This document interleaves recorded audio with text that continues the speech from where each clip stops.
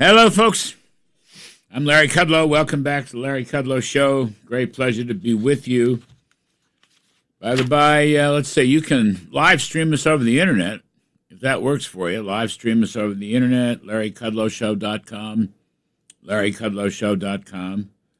We are heard all across the country, throughout the world, including the solar system and the Milky Way, so you can get us everywhere. And please, during the week, join us on fabulous Fox Business Network, FBN. The name of the show is Kudlow, and it's 4 to 5 p.m. every day, 4 to 5 p.m. every day. And if for some reason you can't make it at 4, well, just text your favorite 9-year-old, and she will show you how to DVR the show. You'll never miss a thing. DVR the show. Anyway, I want to begin with this incredible anti-Semitism here in New York City. Anti-Semitism, anti-Israel, anti-Jewish, hate and bigotry from Mandami, Zoran Mandami, our goofball mayor, who has spread hate and bigotry throughout his tenure, not only as mayor, but when he was a little tiny assemblyman in Albany and during his campaign. And, I mean, you have this, the story, these two guys, two people got knifed, and one of them was Jewish, and the assailant screaming out, what is it, Akbar, Allah Akbar, Allah Akbar. Of course it's a hate crime. Of course it's a hate crime. I mean, it's all fostered by this atmosphere. And there'll be more of this. It bothers me so much. I've written about this. I've talked about this. You know, not only is a Mandami and the socialists, the communists, the so-called DSA, Democratic Socialists, they've been on this case for as long as they exist. The animating drive, the animating force behind the so-called Democratic Socialists is anti-Semitism. Hatred for the state of Israel and Jewish people. Essentially, they support Hamas after the massacre and slaughter of October 7, 2023. They condoned with a march up at Columbia. Actually, this Chevalier woman, who'll probably be the congresswoman, she not only was leading that mosque the day after the Israeli massacre. It turns out this past week we learned that she was an intern at a Hamas school in the West Bank, and then she comes back to America, to New York City. She's some kind of grad student at Columbia. I don't know what that means. Hamas, essentially defending the slaughter that took place in 2023, October 7th. Ditto for Mandami. One of his people tried to meet with an Iranian official. They hate America. Of course they do, and they hate Israel. And they spread their anti-Semitism. He tries to get an attack on Benjamin Netanyahu. If he ever comes to New York City, we're going to arrest him. Well, you can't arrest him. You don't have any authority to arrest him. In fact, if you lay a hand on him, even the threat is eligible for jail. I don't think it'll be enforced. But if you ask the New York City police, Jessica Tisch, who is a tremendous police commissioner of the Jewish faith, any attempt to go after Netanyahu would be against the law and subject to fines and jail time. We do not recognize the International Court in The Hague. Mandami's preaching hatred about Netanyahu. Mandami's wife favored the Hamas slaughter in 2023. and tweeted about it and then tried to erase the tweets. It's one thing after another, but the main point I want to make here, it is the driving, animating force behind this socialist/communist movement. I have talked about this before. I've written about this before. The stabbings this week are additional evidence. You can't foster an atmosphere of hate using your pedestal, using your mayoralty as a platform, and not expect violence to occur. And Jewish people are being pushed around all over the city of New York and other places around the country. But we see it here in New York. That kind of hatred and bigotry and anti-Semitism, which historically goes hand in hand with socialism and communism, always. Show me a totalitarian dictatorship, and I'll show you anti-Semitism. In Russia, in Germany, I don't want to go through it, it is so awful. In China. But this is the heart and soul of that movement. The heart and soul is anti-Semitism and hatred and bigotry. And it must stop. Now, the Jewish leaders here in New York are, of course, railing on against Mandami, telling him he must change, he must change. He won't change. He won't change because sin is blood. It's part of their DNA. And the people surrounding him feel the same way.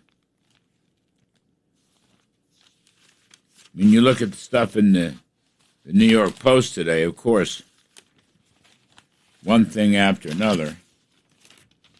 But, I mean, this is, in a sense, my judgment, my view. This is worse than their statist, socialist, communist economics. I know they want to attack everybody. Karl Rove, my friend Karl Rove, writing this week in the Wall Street Journal, asks, will Democrats disavow the DSA platform? The answer is so far no. I mean, some of the things, food, education, energy, medicine, and transportation, common goods, they're common goods and utilities, should all be free, should all be run by the government. The government should take public ownership of the largest corporations and essential industries. That's a throwback to Joe Stalin in the 30s and 40s in the old Soviet Union. Of course, they want the end of capitalism. They don't want people to go back to work. They want the government to subsidize non-work, welfare on a large scale. They want publicly owned housing, high minimum wages, 32-hour work weeks, universal health care at no cost to individuals, all medical education and training, paid family leave, education from pre-K to college, free. They want reparations. They want a green future. Here's the old climate saw once again. Cancel all student debt. Defund the Department of War. Defund the police. Close overseas military bases. End all military and economic aid to Israel. Now, Mandami, of course, trying to take over housing and landlords and raising property taxes. By the way, he was attacked by the African-American the Queens Borough president, I believe his name is Donovan Richards, attacked this week for white supremacy because raising property taxes means raising taxes on black homeowners. In Queens, of course, and other boroughs, but it was the Queens borough president who made this criticism. It's a lily-white operation.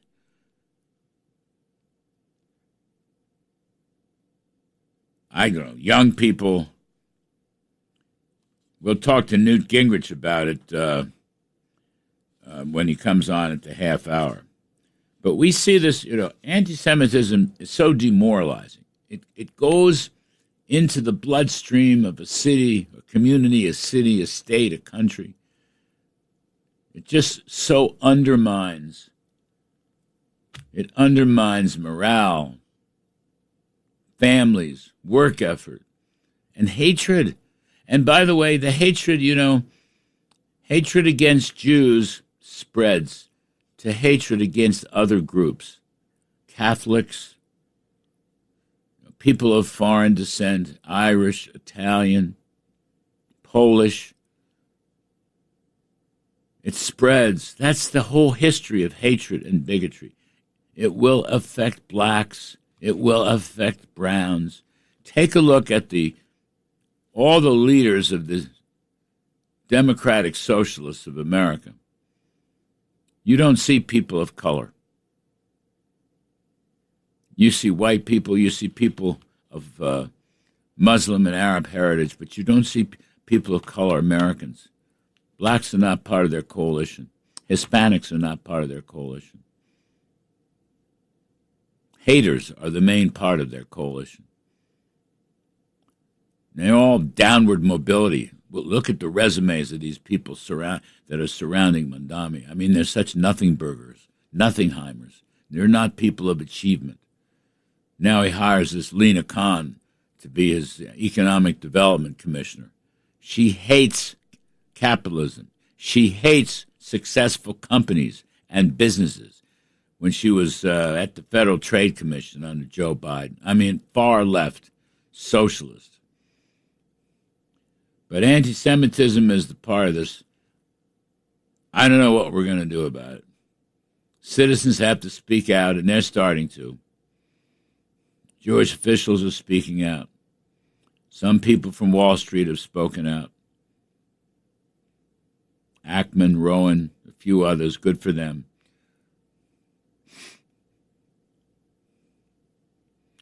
I go to church on Sunday as a Catholic convert over 30 years ago. This has nothing to do with the religious component per se. Everybody, no matter what your religion or race, should stand up against this anti-Semitic hating group of people, far left. Mr. Trump talked about it in his great speeches over the July 4th weekend. The Faith and Freedom speech, the Mount Rushmore speech, the National Mall speech. He talked about America's greatness, past, present, and future, America's greatness. But then he talked about the mortal threat of what he called godless communism. And he was so right. Unfortunately, that mortal threat is right here in New York City, with a bigoted anti-Semitic mayor and his whole crowd. All I can say is stand up and fight it wherever you are, whoever you are. Otherwise, it'll destroy our city, and worse, around the country. Let me take a break. I'm Kudlow. We'll be right back.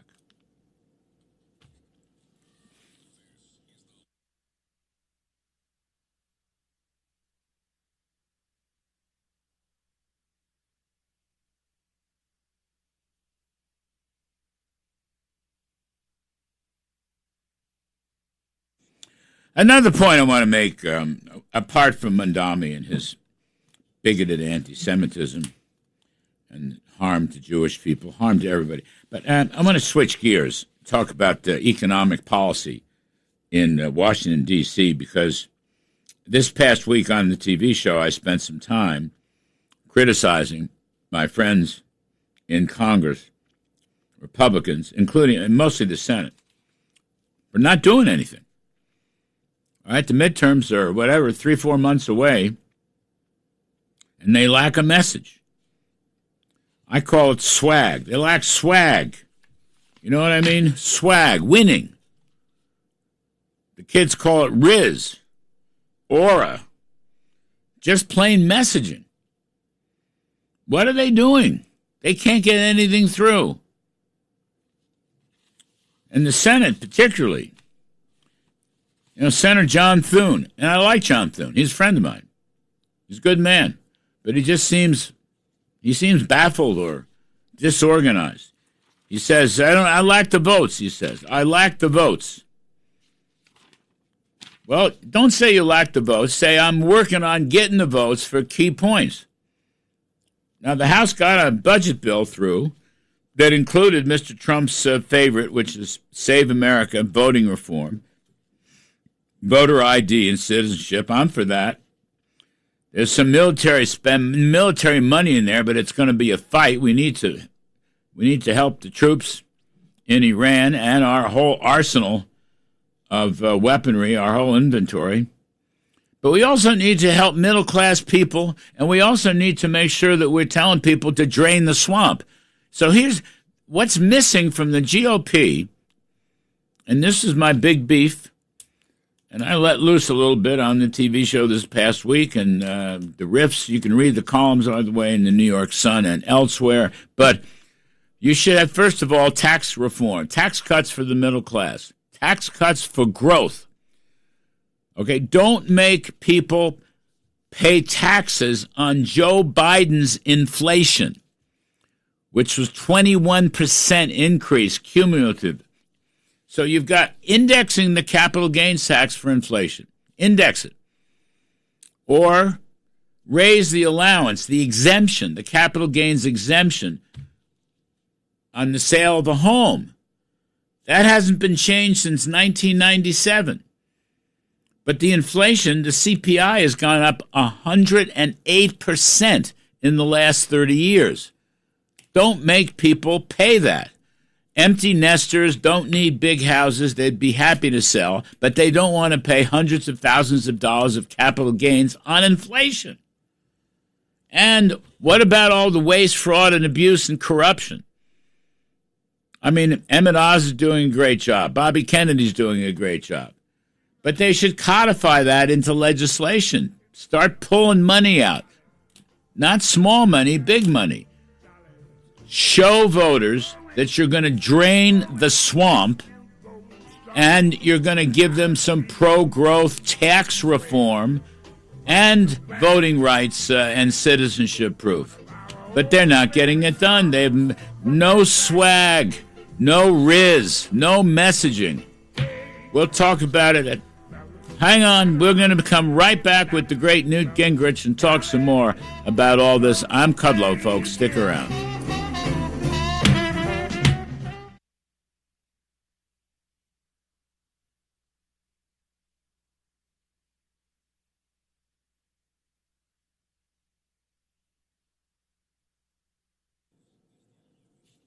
So, Mondami, the anti-Semite, the DSA, all anti-Semitic as their motivating force. Couple of topics. The highly educated, downwardly mobile voters fueling the far left's rise. And I want to add to that one other point to cover with our next guest, and that is the GOP in the Congress, particularly the Senate, has lost its swag. No risk, no riz, no growth, no tax cuts, no spending cuts, no nothing.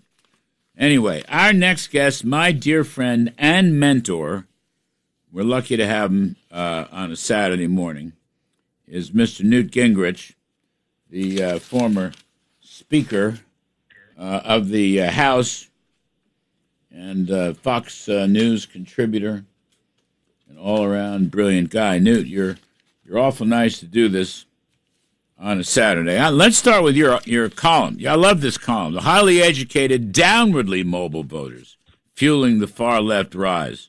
The big government socialists. They're like teenagers throwing temper tantrums. It's a wonderful theme, Newt. Well, look, what triggered it was Nate Silver, who is sort of the establishment's poll explainer, who did a piece and said, look, you have to understand, the driving force between the so-called progressive socialist is people who are actually doing pretty well, got a master's degree, but they can't find a job at the level that their ego demands. They are beginning to realize that they're going to not live as well as their parents. They can't afford to buy a house. Many of them, are living with their parents. And so what you have is not a blue-collar industrial worker kind of uprising. You have a graduate degree, moderately wealthy but declining person who's really angry because, in fact, America's not going to hand them what they haven't earned, and they believe that they're worthy of it. And it hit me that what you really have with Mondami and his allies is a temper tantrum. These are like overage teenagers angry because they didn't get what they wanted this week. And, they've been deprived. They didn't get a ski vacation. Nobody bought them a new car, et cetera. And so you're not dealing with a genuine, serious political movement, and you're not dealing with populism except in the sense that the modern, wealthy, extraordinary American system has produced so many people with graduate degrees who can't find a decent job or a job that pays well, that you now have sort of the revolt of the overeducated. And there's an entire theory about this that talks about the impact when you graduate more people with high degrees than there are jobs for them. And they suddenly look around and, you look at what you get paid. Let's say you graduate with a degree in poetry. And then look what you would get if you just went straight from high school and you learned how to be a plumber or a welder or any kind of sophisticated job that involves labor. And suddenly you begin to realize, and this is a point that Mike Rowe has been making over and over again in his various books on working, there's a huge economic opportunity, but then you don't have the social status. And so these folks preferred social status to money until all of a sudden they realized they didn't have any money. Well, it's somebody's fault, and it can't be their fault because they're precious. Their parents told them, you're wonderful. Their teachers said, you're wonderful. And then the real world said, you're pretty stupid. Yes. Let me read for our listeners. The great Newt Gingrich is the Zoran Mondami Alexandria Ocasio-Cortez left-wing rebellion, which is mostly made up of well-off heirs of successful families who have graduate degrees, is nothing more than a revolt of spoiled brats. We are witnessing a generational temper tantrum of privileged young people who have suddenly realized that their dream of being kings and queens and other unidentified gender roles is not going to happen.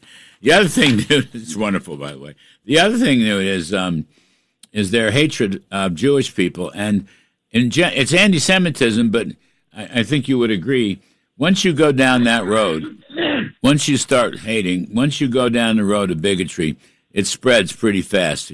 Jews, Catholics, Protestants, blacks, Hispanics, you never see any people of color in this coalition. This past week, the Queens County Borough President, Donovan Richards, I think his name is, blasted Mondami for white supremacy because he's raising property taxes on black homeowners in Queens, in the borough of Queens. So they have no appeal to working folks of any color. Well, that's right. Look, they don't have an identity, for example, with African Americans. They do have an identity with Muslims, and they do have an identity of, I would say the two great issues, and somebody will write a book on this someday, it'll be fascinating. The two great issues are Palestine and transgender. And this particular movement is absolutely dominated by those two themes, can get really emotionally upset about them. And, of course, I'm guessing that the greatest of all would be a transgendered Palestinian who would then be at the very peak of, they'd be at the peak of their value structure. That's right. That's wonderful. Palestinian. No, Larry, all I'm doing is feeding back what they say.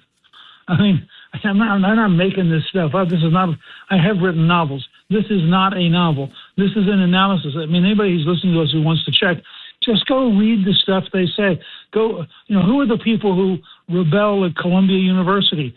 well, they're rebelling in the name of Palestine. Now, the great irony, of course, is that if you were gay in Hamas territory, they'd kill you. Right. It wouldn't be complicated. It's the same problem you have, of course, in Iran, where a religious dictatorship would kill you. But for some reason, when you're in America and you're safe and you're taken care of, you don't quite notice these things. Yes, sir. I agree. So, on the brighter side, McLaughlin poll, our friend John and Jim McLaughlin, let's see, by 49% to 36%, voters support a Republican free market capitalism candidate over a Democrat who supports socialism. And by the way, the Democratic Party is not disavowing the democratic socialism. So there's you and I have talked about this for I think over a year now. What you have emerging is a party of big government socialism with weird values. I mean, just take that phrase, put it there, and then go look for all the evidence.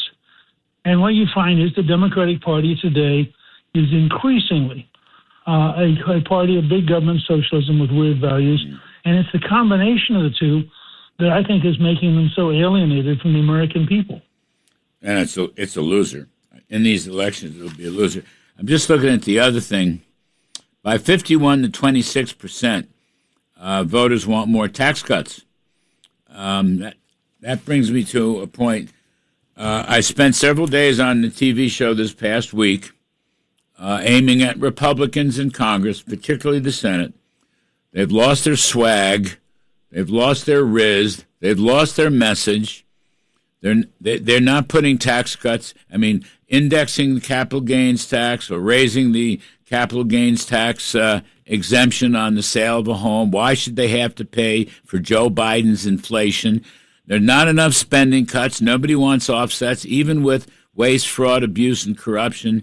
Emmett Oz doing a good job. Bobby Kennedy's doing a good job, etc. But it's not in the legislation.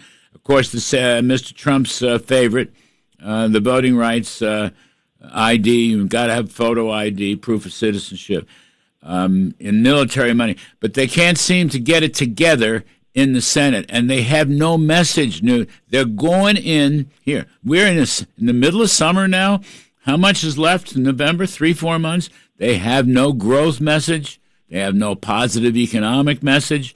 They have no tax cuts. I mean, I find this to be a very bad situation.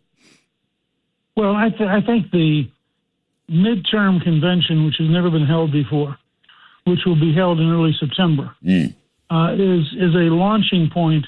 Remember, we didn't launch the contract with America until late September. I think that what the Republicans, starting with the administration, and I know they're actually doing this, they need to put together a very bold, future-oriented, why, if you elect us, America will be dramatically better. And I agree with you. I mean, if you look at the power of no tax on tips, you look at the power of the no tax for Social Security, I mean, Trump is onto something here of gradually walking back the gigantic left-wing tax machine by just nibbling away day by day and liberating people from having to pay taxes. And I think that has to be a big component. I'll tell you, well, the most encouraging thing to me was that a bill on health transparency came out of a Senate committee unanimously this week. And the reason I'm a big believer in transparency is if people get to know the cost and the quality of the choices they have, they inevitably are less expensive than government-run bureaucratic systems. And the largest center of affordability is healthcare. The average family of 4 is paying the equivalent of a small car think about this, every year. They are buying a small car called insurance. And if you could reduce that 20 or 30%, both the impact on family budgets and the impact on the federal government would be just stunning. Who's pushing that, Newt? Do you know? Well, I mean, the president has pushed it pretty hard. Yes, to be fair. But in the Senate, in the Senate, the bill that's been introduced by the senator from from Kansas, who is himself a doctor, a medical doctor. Yeah. What's his name? I can't think of his name, but yes, you're right. You're right. I'm having the same challenge. He's a great guy. Yeah. I got to get him on the TV show. Talk about that. Yeah. You should because it's a really big opportunity for us to do something that is going to really change the entire underlying economy. And you and I are both free market believers, and I really do believe that when you're faced with an opportunity like this, to have the citizens, not bureaucrats, not politicians, the citizens and out there making decisions. Senator Roger Marshall is the author of this bill. That's it. Yes. And Roger Marshall has done a great job. He is a medical doctor himself. Yep. And his bill came out of committee unanimously, Democrat and Republican. And it's an idea whose time has come. And the effect it will have both on family budgets and on the federal budget will be staggering. Let's take a quick break. I'll come back. I got a couple more things. The midterm convention thing is very important because right now the Senate, the messaging is lost, and for the whole Congress, basically, they're just wandering around in the wilderness, shooting at each other, but they don't have a message. We'll talk about that. I want to talk about the Iran war, how to close it down. We're talking, folks, to the great Newt Gingrich, my dear friend and mentor. Newt, of course, is a Fox News contributor. And what's the last book is Trump's Triumph, America's Greatest Comeback. I think that's the last book he's written. I'm Kudlow. This is Gingrich. We'll be right back.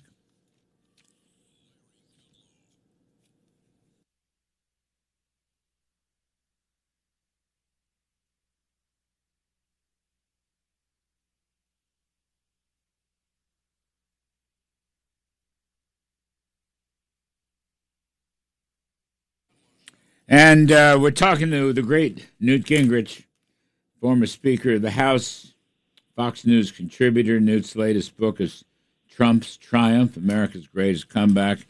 He is a great friend and mentor to me and many others in the conservative firmament.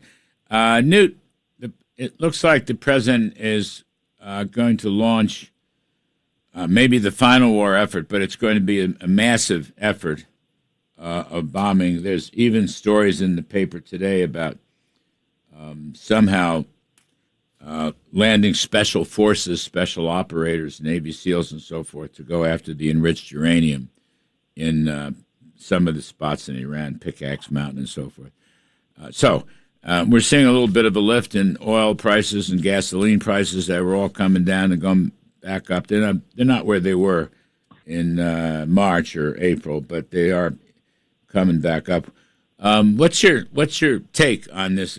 The final. I mean, I think the president's lost patience with the regime. Not going to believe any deals anymore. He's going to go for broke on the military side. What are you thinking? Well, I mean, I think first of all, the Iranians have made an enormous mistake. They don't realize that their best chance to make a deal is right now. If they are still holding out after the election, President Trump will be commander-in-chief. He will have the most powerful military in the world, and he will have nothing to restrain him from annihilating them. I mean, he's been very patient. He's made very clear he really would like to get a negotiated agreement. He'd really like to have diplomacy instead of war. And every time that we try to move forward, they do something provocative to make sure we understand that this is a religious dictatorship dedicated to chanting death to America. They mean it. It's not a slogan.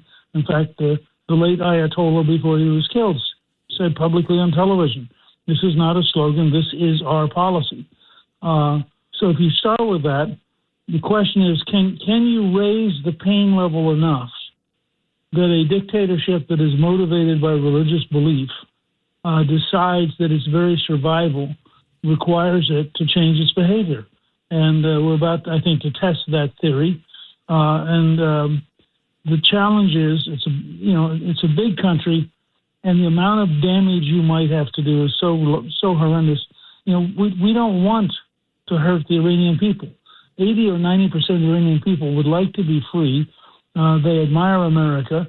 They hate the regime. After all, remember, this regime killed 45,000 plus people this year alone in order to stay in power. Now, that's not the sign of a group that's winning a popularity contest. You know, one thought has occurred, and I've discussed this with Jack Keane, General Jack Keane, this past week, and also Keith Kellogg, General Keith Kellogg, two dear friends, two mentors of mine on military matters. Covert operations, Newt, a presidential finding, and covert operations, our CIA and all the other secret services, we have many, with Mossad and their secret services. Kind of like Reagan during the Cold War, give money to Lech Walesa in Poland, money if they need arms, but covert type stuff. That's right. Off the books. I think that's key. Look, I think that should have started from day one. Yeah. But I've been dealing with this since I was a freshman in Congress in 1979, and they seized our embassy illegally and held American diplomats hostage for 444 days. So in my mind, there's no doubt this is a religiously motivated dictatorship, permanently hostile to the United States. You will never cut a deal with them that they will keep, and sooner or later, you're going to have to replace the regime. I think the earlier we go to covert operations, the earlier we go to a very intense communication strategy, and we should be constantly talking about being allied with the Iranian people against the dictatorship. And we should have a conscious outreach to every Iranian, including, by the way, Iranians who are overseas. There are multi-millionaire, several billionaire Iranian Americans who can be helpful once we open up the willingness to do it, and reaching out, helping organized groups. And I think you could presently have an insurgency across virtually all of Iran. Yeah, you're right. There's this big Iranian, it's a Persian diaspora, and you see it in L.A., New York, Washington, D.C. You're right, you see it overseas. Many successful people, business people, bankers, and so forth, that could help it. But I think the covert operation is probably started, but that's what we need to do. It's one way Reagan helped destroy Soviet communism. Anyway, our time's up. Newt Gingrich, thank you. I appreciate it very, very much. Say hello to your bride, and God bless. Talk soon. Folks, we're going to take a break. And on the other side of the break, we're going to do some economics, reconciliation, where's the GOP swag, and the Goldilocks economy is still very strong. I'm Kudlow. Many thanks to Newt Gingrich, by the way. We'll be back, folks. But very wise was he.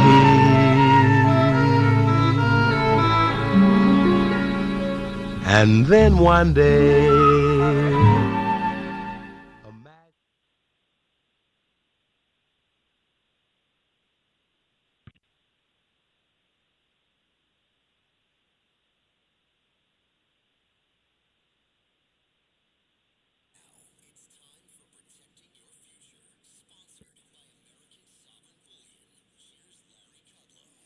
This is Larry Kudlow, and it's time for protecting your future. So, when uncertainty rises, smart investors look for stability. For generations, gold and silver have helped protect purchasing power through inflation, market swings, economic uncertainty. Learn how precious metals can help diversify and protect what matters most. Start building your financial foundation today and go to asbgold.com. That's asbgold.com. All right. Now we're going to bring in my great friend Michael Falkender, former Deputy Secretary of Treasury. He's the head of economics, America Prosperity at the America First Policy Institute. Michael, thank you for this. So you got to explain to me, I don't understand this stuff. Why can't the Senate and the House The House did get a reconciliation bill, but it lacked tax cuts, no indexing of capital gains or increases in the cap gains exemption for the sale of a home. No spending cuts, no offsets, nothing about waste, fraud, and corruption and all, the stuff that Emmett Oz has been doing, and J.D. Vance and Bob Kennedy, and whining in the Senate, John Thune, who's, he's a good guy, I know him, but he's saying we don't have 50 votes. I mean, why? Where's their swag? Where's their message? I just don't understand it, Michael. I agree with you, Larry. The problem is that they're not even willing to defend what we did in the big, beautiful bill. They seem to think that because we tightened eligibility and reimposed work requirements, that that's something that they don't even want to talk about. And so their fear of going into another reconciliation package that has tax cuts. So sorry to get into the weeds on this, but if you provide instructions to the Senate Finance Committee to do tax cuts, then anything under the jurisdiction of the Senate Finance Committee comes subject to amendments that the Democrats put forward on things like health care. And instead of the Republicans defending, like I said, the tightening of eligibility and saying that we are going to reward work, they seem to be running away from it. And that seems to me, at least the explanation I'm hearing, as to why they don't want anything that would be subject to the Senate Finance Committee to be in the budget resolution. Now, I think that's cowardice, because I think we can entirely defend that the best way for people to get health care is to have a job. That it should be coming from work. We need to reward work. We need to stop buying into the terms of the Democrats who desire a dependency society. Their whole mantra is if they can get people addicted to government, then they will get a permanent voting majority. We need to entirely change the paradigm and say people and families are best structured if they are self-sufficient. We should reward work. We should not have such a generous safety net program that encourages this cross-generational dependency.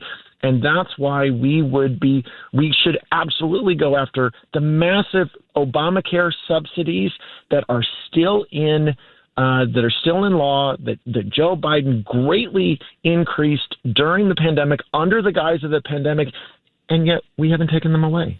Why don't we? Yeah, look, I've heard this argument about a vote-a-rama with Democratic amendments. So okay, fine, beat them back.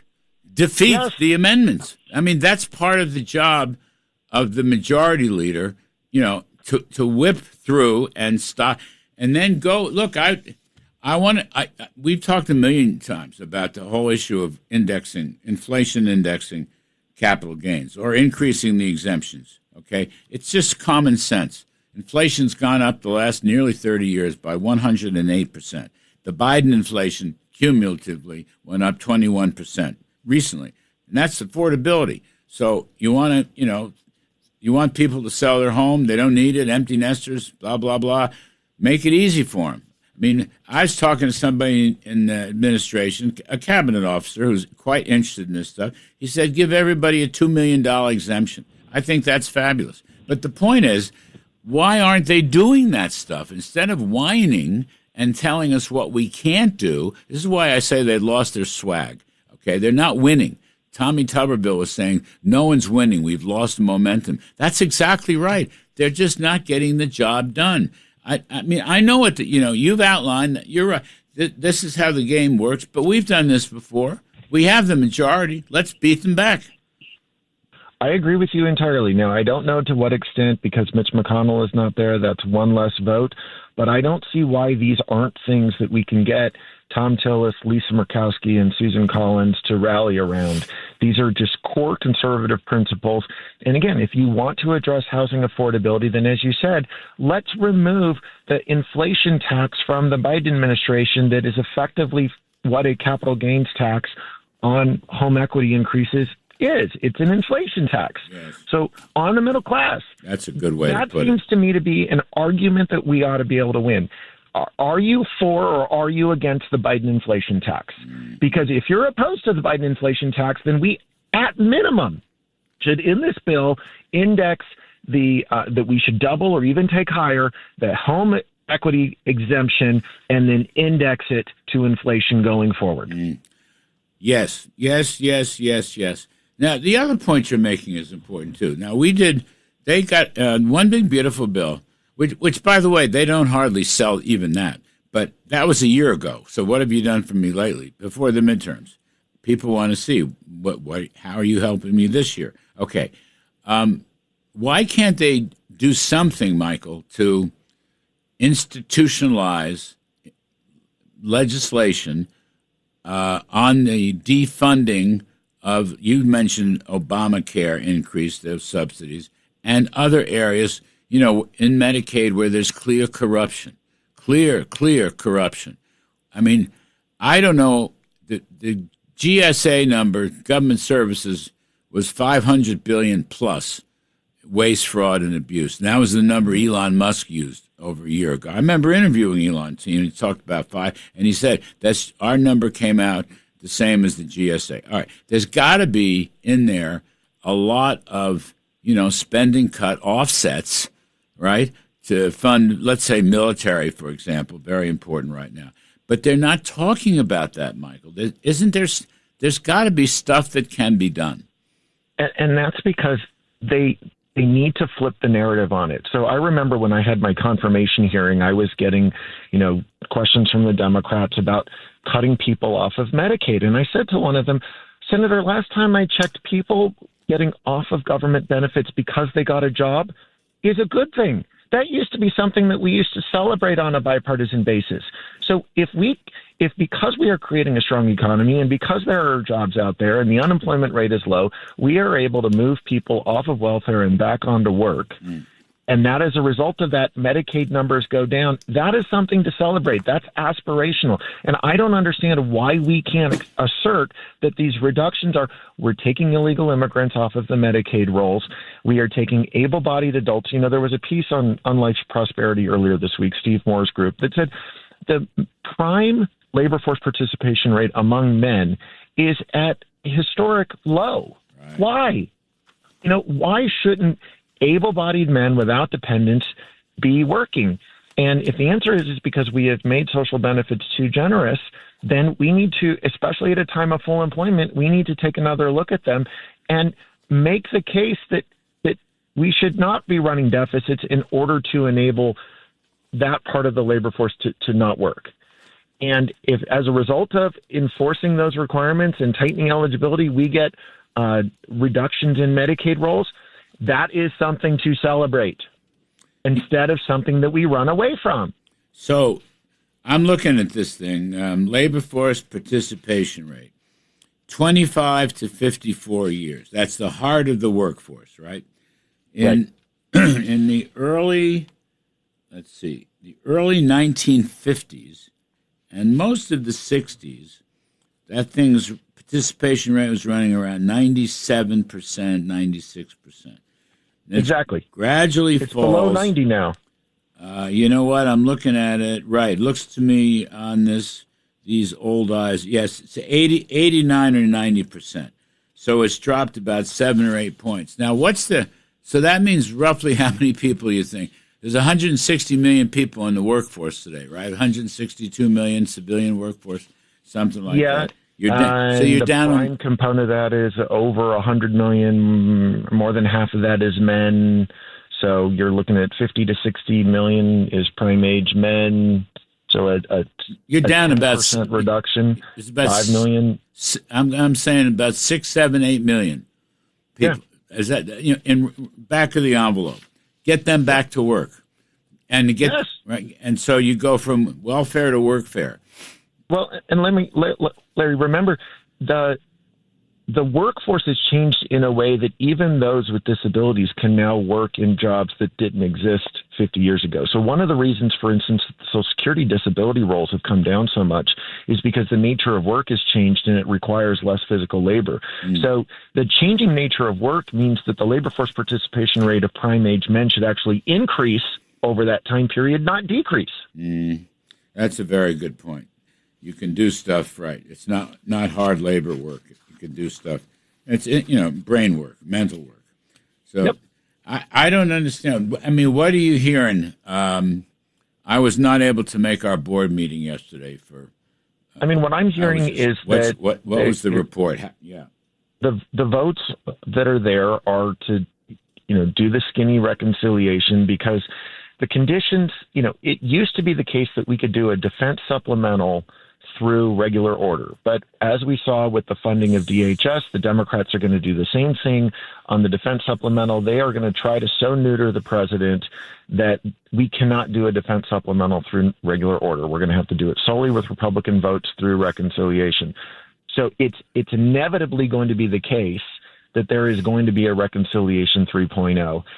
The question right now is it going to get done before the election? Are they going to have to punt it to the lame duck session?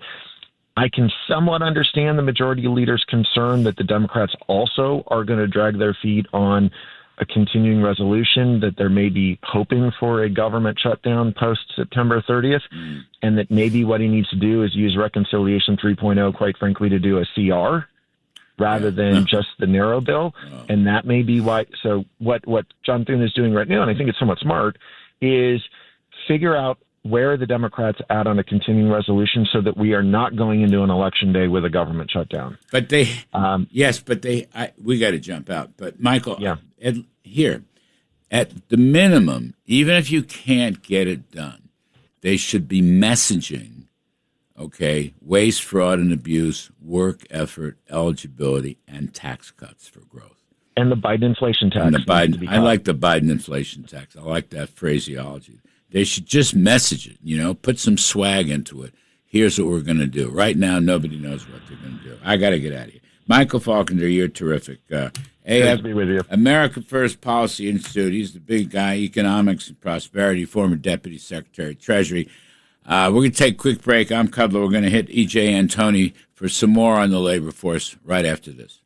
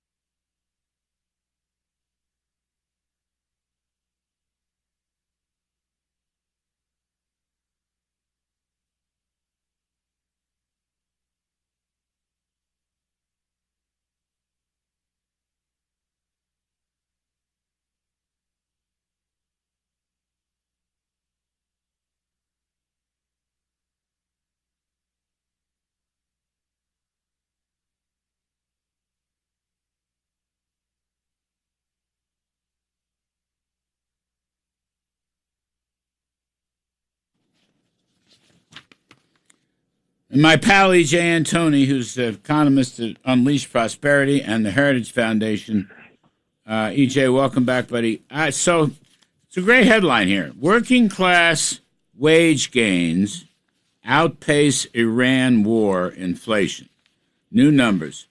And the lowest got the best wage increases. Earners at or below the median saw weekly wage gains of 4.6% over the past year, and those below the 25% percentile, meaning the poorest quarter of workers, had a weekly pay jump of 5.5%. By the way, they beat the top percentage by several points. Now, this is good news, EJ.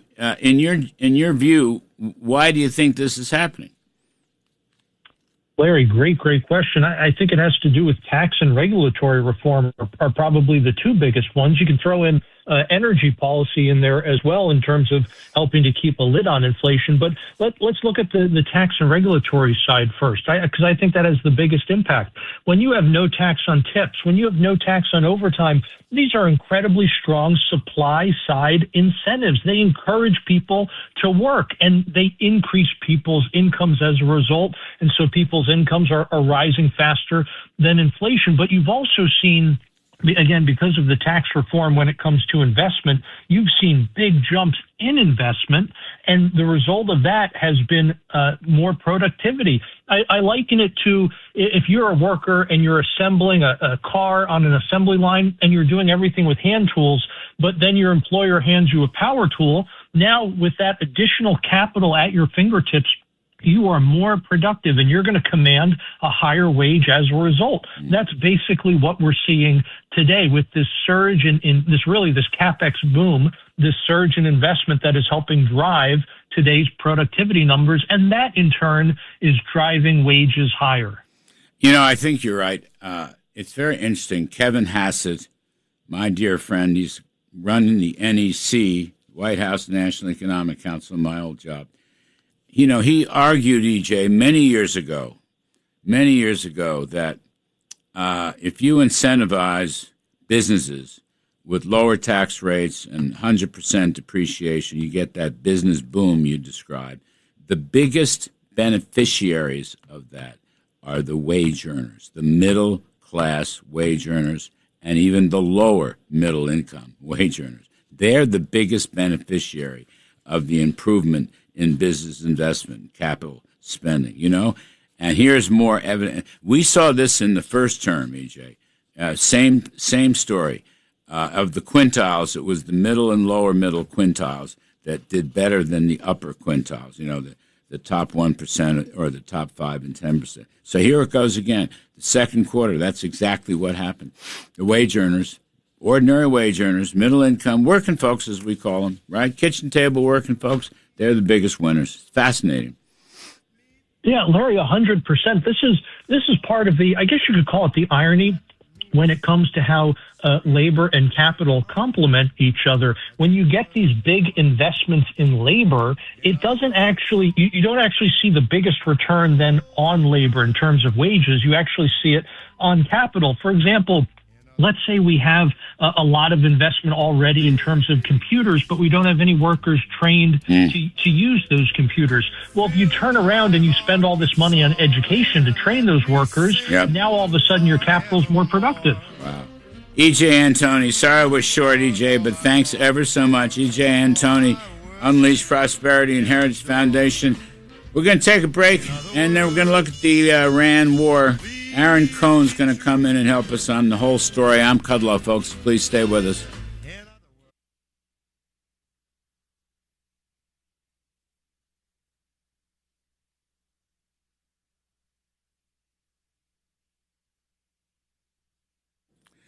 There's a lot of war news now in the headlines. I guess we went 14 consecutive nights of bombing. We did not bomb last night for whatever reason.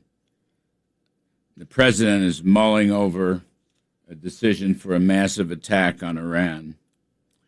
But there's even more stuff developing, and we're going to bring in my great friend and mentor on military matters, Aaron Cohn. Aaron Cohn's the founder of Gideon, which is the AI threat detection for law enforcement, very important. But he's also Israeli special ops veteran and host of the Aaron Cohn Show, Aaron Cohn podcast. I didn't know you had a podcast. Very good. So, Aaron, first of all, thank you for this on a Saturday. We appreciate it. There's a big story in the New York Post today. U.S. moles plan to snatch enriched uranium from Iran's nuclear facilities. Would be the most sophisticated op in history. It's really something. And some of the military guys in here, let's see, Joseph Rogers is now a deputy director of the Center for Strategic and International Studies, former military guy. Anyway, they're saying it would involve thousands of ground troops storming Iran's nuclear facilities, navigating booby traps, utilizing construction crews, and maintaining a large defensive blocking force surrounding the sites. And they're talking about several sites, Aaron, Pickaxe being one of them, but let's see. Isfahan is another one. And they're talking about SEAL Team 6's Silver Squadron, 2nd Ranger Battalion, the Army's 21st Ordnance Company, et cetera, et cetera. I know you know a lot about this.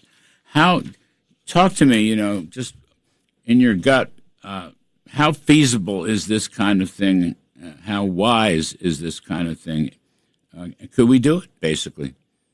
So, Larry, I served in a unit called Duvdevan in Israel. Duvdevan is the Arabist unit. It's the show that Found is based on.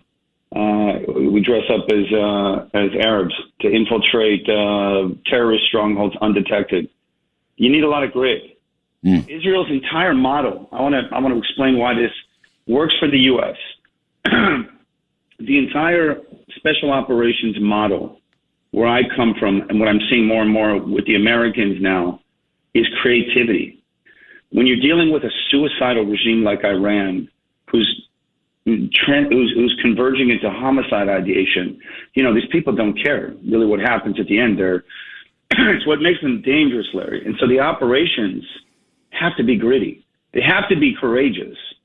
So regardless of how complex it is, I think President Trump has been bold.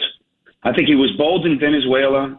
I think he's bold now. I don't think he's afraid to weaponize his military for the good of the greater world. And I think he understands, Larry, that for almost 50 years, this regime has been fighting a shadow war against the United States. And so he went out and took out Qasem Soleimani, and he's not afraid to level these guys. Now, he's got to be careful. He doesn't want to get dragged into boots on the ground, but this is all spec ops, Larry. So I think it would be complex. One of the more complex than the U.S. has ever attempted, but you need airtight intelligence, but they've got it. Israel already has the intel, and it's America's forward operating base. They're going to share every scrap of detail of exactly where the uranium is, Larry, whether it's been moved, whether the site's been trapped. Second, the control of the airspace. Nobody's going to do that better than Trump's Air Force and Navy assets and fighter pilots. So, and then I think the special forces, Larry, in the U.S., in the world. I really do. And I think that they can secure the facility, they can render the material safe, and they have to, and then repackage it and move it out under fire if they have to. And the reason why is because that nuclear threat has always been number one. And I like the objective, Larry. You cannot leave uranium sitting inside of a suicidal, hostile terror regime and hope diplomacy solves it. Well, I agree with that. And we've certainly learned that diplomacy is the Islamic Revolutionary Guard Corps, crazy religious fanatics, so that you can never believe anything they say. But this is just really interesting to me. I mean, they're talking about special operators, SEAL Team 6's Silver Squadron, 2nd Ranger Battalion. I think you know this. The other one is the Army's 21st Ordnance Company. That would be responsible for handling and transporting whatever amount of enriched uranium is there. Now, we don't know that.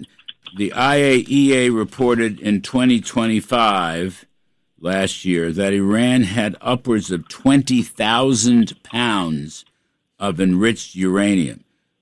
Aaron Cohn, I've never seen. I saw it was about 1,000 pounds. They're saying 20,000. They're saying Isfahan nuclear facility. They've been well guarded, booby traps, blah blah blah. They know an invasion might come. You have to secure the perimeter around all the sites. Yeah, because they'll come. I mean, they'll come at us when we're there. So you think, has anybody ever mounted this thing? Has Israel ever done anything like this? Larry, we rescued 106 hostages in Entebbe, Uganda. We stormed the first aircraft in 1972. We dressed up as mechanics. The United States has more combat experience in the last 20 years than it's had since coming out of Vietnam. Very big wins under this president. He's allowed them to be great. And when you've got these, listen, Larry, this operation, I want to simplify it. The success of any operation, even this one, depends on one thing: intelligence. And if you don't know exactly where the material is and what condition it's in and whether it's already been dispersed, whatever the deal is, as long as the intelligence is accurate, you're going to have a successful operation. All of the intelligence on the ground in Iran, Israel has been collecting for 50 years, Larry. They're going to open that file up to President Trump. Him and Bibi are going to have a little Zoom, a little secure Zoom through the red phone, the bat phone we call it in Israel. And guess what? He's going to say, here's where it is, here's where it is, here's where it is, here's where it is. Then they're going to take it to Hegseth, who's going to take it to the generals. And they're probably all meeting in Tel Nof right now, Larry, which is the Kiryat in Tel Aviv. And sitting down, figuring out exactly what the logistics are. The U.S. has the capabilities. The Israeli Air Force has the capabilities. It's just the intelligence. Israel has it. If they attempt this operation, it's going to be beautiful. And the reason why is because it has to be bold. This regime, we just talked about this the other day. This regime, Larry, torturing the economy right now with this nonsense in the strait. You've got to flip the script with these guys. Yep. They've got to go down. So Bibi Netanyahu, and they got to go down. So Bibi Netanyahu's coming to town this week, meeting with Trump in the White House, and you know, right? So as Mr. Trump is considering a massive attack on Iran, quote unquote, a massive attack on Iran, bigger than anything we've done so far.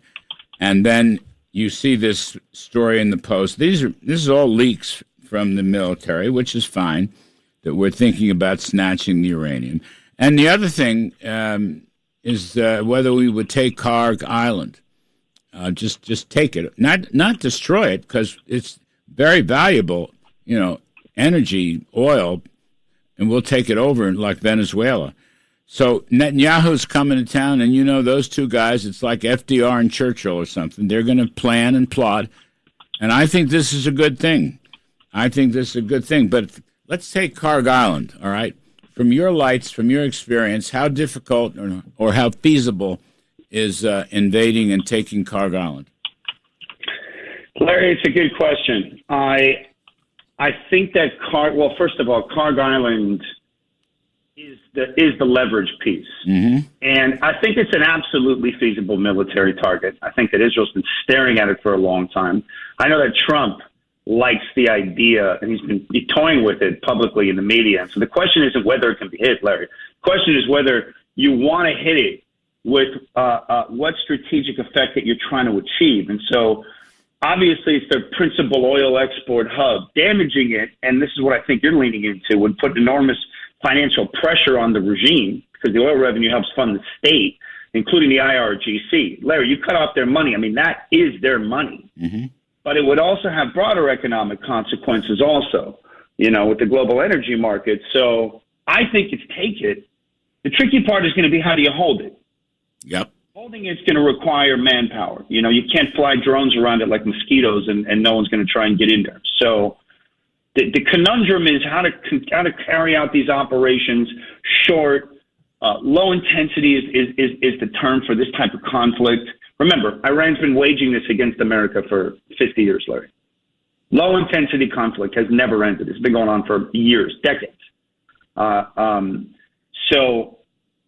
think that Kharg Island is definitely grabbable. I don't think there'll be a ton of resistance. The question is how do they set up an infrastructure that's not going to put long-term U.S. boots at risk to be able to maintain it and keep it? Maybe they don't need to hold it for very long. Right. That's right. I think you're talking months, not years, but I agree. It's a Venezuela-like operation because, in terms of world economy and the price of oil, so that would end the whole Iranian stranglehold on Hormuz. If we took Kharg Island. It's over. That's right. And we would nothing. There's nothing. Correct. So then we would run the oil export operation, and the money would be put in an escrow account or something. The U.S. Treasury would run. We would starve Iran. We would take the money, but we would get the oil, and the oil would come back on the market and drop oil prices. You have a big increase in the supply of oil, and that would kill the Hormuz. I'm just thinking militarily, these things are, tricky and difficult, and you can't gloss over that. I agree with everything you said. I think that ground presence would be temporary. I think it's security objective, accomplish the mission, hang on to it for a couple of months, shock the hell out of the IRGC. I don't see any long-term American occupation of Kharg Island. Potentially put in a private security team or a Blackwater-style team. The strategic value, and you just said it perfectly, is denying the regime the revenue, the leverage, not in holding Iranian territory indefinitely. So I think it's very accomplishable, and I think a couple of months of holding it might be enough to shock the regime back into a seat at the table, which is the only thing that people need to remember with the IRGC, Larry. This is suicidality right here. That's what these people. It's the same playbook we saw with Hamas in Gaza. It's like they've got to be thumped. Yep. Take off pressure, you lose their respect.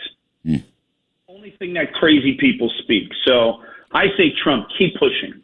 Aaron, your operation, and let's go. Aaron Cohn, let me take a quick break. I want, if you can wait, just a quick break. We'll talk to you on the other side. I want to talk a bit about what a massive attack means, and also covert operations, which is something I just love. Aaron Cohn, everybody, founder of Gideon, Israeli special ops veteran, great friend and mentor to everybody on these warlike operations. I'm Kudlow. We'll be right back.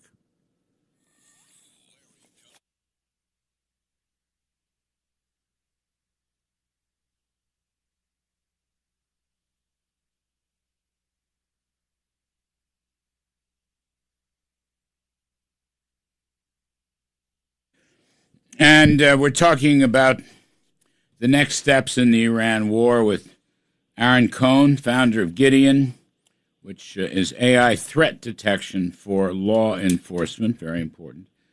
Aaron's an Israeli special ops veteran. Nobody knows this stuff better. So Mr. Trump is talking about a massive attack on Iran, more than anything we've seen before. I'm not sure what that means. What do you think a massive attack, greater than what we've seen before? What do you think that means, Aaron? Well, obviously he's staging. To me, massive attack isn't really defined by the number of bombs, Larry. It's defined by the strategic effect. And so I think if Trump decides to escalate, which I think he could, the objective would be to really degrade the IRGC's ability to continue attacking the Strait. I think that's what it's going to be focused on. I think it's going to be strike packages, a lot of strike packages. I think it's going to be more bridges. I think it's going to be designed to permanently change the IRGC's calculus, Larry, without knowing exactly what the packages are. but I got to think it's going to be a very intense wave. So I think that's why all that equipment is being surged over into the region. But, he does it in stages, Larry. He escalates carefully. Okay, one more chance. Have a look. Now we've got the B-2s. We get the Fifth Fleet. Everybody's refueled. All the missiles are restocked. We've got Lucky Palmer's new missile, right? So I think it's in stages, but I think it could be a very intense wave that could last several weeks. I think he understands that compliance is what's going to change the behavior. You talk about bridges, make it so that Iran can't get to those little islands around the Strait of Hormuz, including Karg Island, by the way. But they won't be able to get there because the bridges are cut off. It's kind of like what the Ukrainians are doing with Russia, with the Crimea and Sevastopol. They're knocking out bridges so the Russians can't get to them. So the city is isolated. And I think it sounds like that's what we're going to do in the whole Persian Gulf area because Iran has these little islands. And they use them as launching pads to stop the tankers, the oil tankers. I agree. And I think that I think that's all logical. I think Karg Island, again, going back to Karg, though, Larry, being that principal oil export hub, I think that's the op. I really do. I think it's time to snatch that thing. I think it's time to snatch it, hold. It's going to change everything. I think the goal, Larry, is to whoever's running the show right now, and I think it was confusing for Trump for a minute. Everybody, Israel killed all the leaders. The U.S. killed all the leaders. They did it together in these joint strike packages now, and so whoever's on the sub-layer below kind of moves up to the top. And I really think that the economic pressure is Karg Island. I think that's going to be how do you turn the people of Iran against the next wave of leadership that steps up into the leadership position here? I just think the cost has to be so heavy that the Iranian people are like, listen, enough. It's enough. So that's the behavior, and I think Karg Island is one of the big keys. I'd like to see Israel start going back to the decapitation strategy. I'm sure that's going to be discussed. I hope that's on the table. Well, it's not a question of if it's going to be discussed later. It's a question of how many and at what rate. I mean, they're very good at it. It's we have an expression in Hebrew. We pay a high price so that we have a state. Yeah. But I want to say one of the interesting pieces, Larry. And I've been talking to friends of mine in the U.S. military. I serve in U.S. law enforcement as a reservist. I've worked adjacent in the law enforcement space for 25 years here, training SWAT teams and school resource officers and high threat response. I've been in this business for a long time and trained many military units here, dozens over the years. And they're so grateful to get to operate together and sit at Intel North in Israel and be able to conduct these joint operations with Israel. They have so much respect for Israel, and Israel has so much respect for the U.S. And between the Israeli intelligence packages and the U.S.'s might and capability, it's really something that the seniors in the U.S. military and in the IDF, it is a lot of pride cutting down Iran right now, honestly. A lot of pride. And it's not, and there's fake nonsense out there. Oh, I'm doing this for Israel. No. The Iranians have been conducting a shadow war against the Americans for almost 50 years. And Israel. And it's all connected. By the way, the Houthis are connected too, Larry. Yep. It's the maritime wing of this terrorist group. Yeah. People need to remember this is all connected. All right.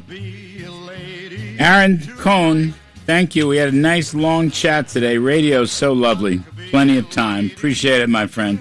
We'll see you on TV this coming week, I'm sure. Folks, we're going to take a break. That's Frank Sinatra telling us it's time for some capitalism. We got to do some commercial capitalism. And on the other side, we're going to do the stock market story. I'm Kudlow. Please stay around, folks. Luck, let a gentleman see how nice a dame you can be. I know the way you treated other guys. You've been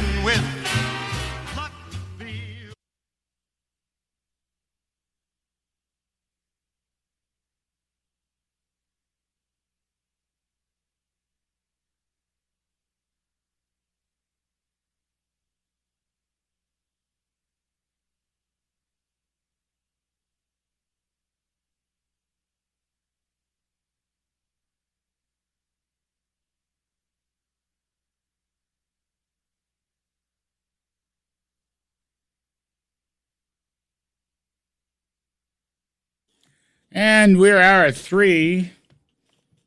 By the way, you can listen to us over the internet. LarryKudlowShow.com, LarryKudlowShow.com. And by the way, visit us during the week. Fabulous Fox Business Network, FBN.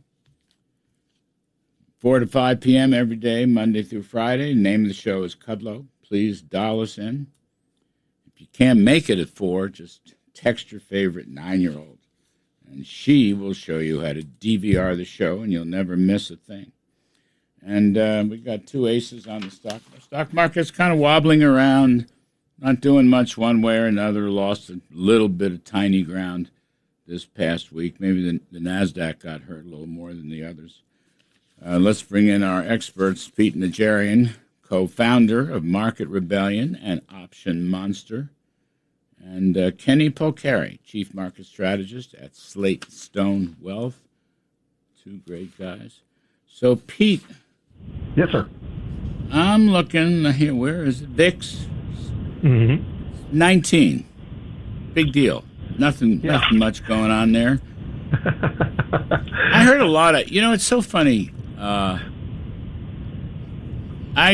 always glance at the papers in the morning, and everybody's trying to make a case, bad case, oil prices, this, Fed, that, overinvestment in AI, chips, sell software, blah, blah, blah, blah.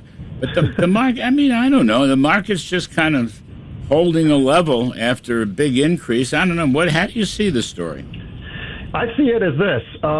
It's an unbelievable market that's had an incredible run up to all-time highs, and we are right pushing up against those all-time highs for the most part, even with the NASDAQ, with the shifting that we're seeing.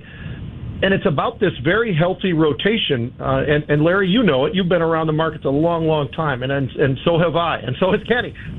But the reality is, you're going to have big runs out of something like the semiconductors, the SMH, and you're also going to have some pullbacks at times because maybe they've gotten a little bit too far too fast. But the reality is that this rotation has been very, very optimal. I think people are understanding that it's a real strength, I think, that it's not just always going to be the semiconductors that are leading. Sure, they're of huge influence of the NASDAQ and so forth, but the reality is that, it's something where you look at a Micron and, it's down about 12% in the last month, but how much was it up previous to that? Enormous numbers is the answer. And Lam Research, sort of the same thing, down about 18% in the last month or so.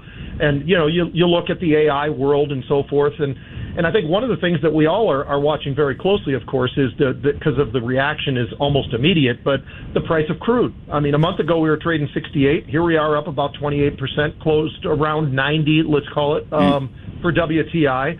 And that does have an influence, a huge influence, because that influences airlines, shipping, trucking, cruise ships, all of that, ag, food, everything. And so, there's going to be some moves there. But, if you take a look and just stand back and you see the media wants to say something totally different. They have the narrative to say, and it's because of the leaning that they've got. But they really, when you look at it, the economy's falling. Everything's coming apart. Well, unemployment didn't say that to us, did it, guys? The last week it was the lowest in 50 years. 1 in 1,000 workers is filing for unemployment. So when the media is trying to push this narrative to us, I think we all have to step back and say, you know what? That's wrong. This is what's really going on, and it's been a very healthy rotation between healthcare and energy names. And, you just go through this whole thing. And, that's why we're very much hugging right up against where we are right now, which is all-time highs. Kenny Polcari, the Mag 7, I guess, lost some ground, as Pete suggested, some of these names. But, again, it's off of a huge rally. Yeah. I'm just looking. Look, you're still, let's see, the S&P 500 year-to-date is plus 8%, 8.3%. And I'm looking at the Russell 2000 smaller caps up 18.1%. And the Dow's up 8% too. I don't. I mean, is this bad? Is it just, how about if you're consolidating close to the highs, forming a bottom? I hope. That's a bullish thing. At least if anybody has any patience, Ken Polcari. Hello, is he there? Did we lose Kenny? I think we may have lost Kenny. Can we try to hook Kenny back up in there, guys? Anyway, Pete, I'll just continue our conversation. I mean, if bottoms are forming at very high levels, I mean, I don't see any these reports on profits and revenues are generally still very, very good. Consensus forward-looking S&P 500 earnings are over 20%. I mean, I look at Ed Yardeni's stuff every day, and he charts that and tracks that. Still looks pretty strong to me. Given the backdrop, Larry, right? I mean, when you look at the backdrop and you see tariffs and you see the Iran tensions, and that's been ongoing for quite some time now. But as we've been talking about for over a year now, when you really look at what's going on that way, and then all of a sudden you go right back to the earnings that everybody tells us, well, we're too far in front of ourselves. The earnings all I see are earnings that are crushing it, and I don't mean just beating, I mean crushing it. And yet the narrative again that we hear from people is, well, that can't happen. It's not going to happen. And each and every quarter we see this, and we see just unbelievable numbers. Now, the reaction wasn't as great. There was some movement, but you look at Intel, initially it jumped up all the way up to 112 a share or something like that. It pulled back, but we look at that. We look at a T-Mobile. We look at, the rails, who, by the way, that's an area that doesn't get talked about nearly enough because they've been actually on fire as well. So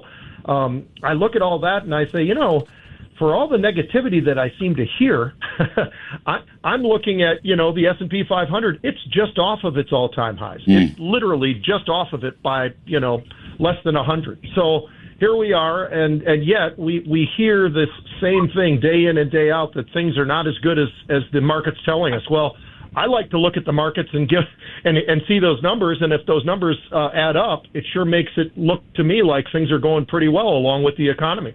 Dow Transports, year-to-date, up 29.5%. 29.5%. Wait a minute.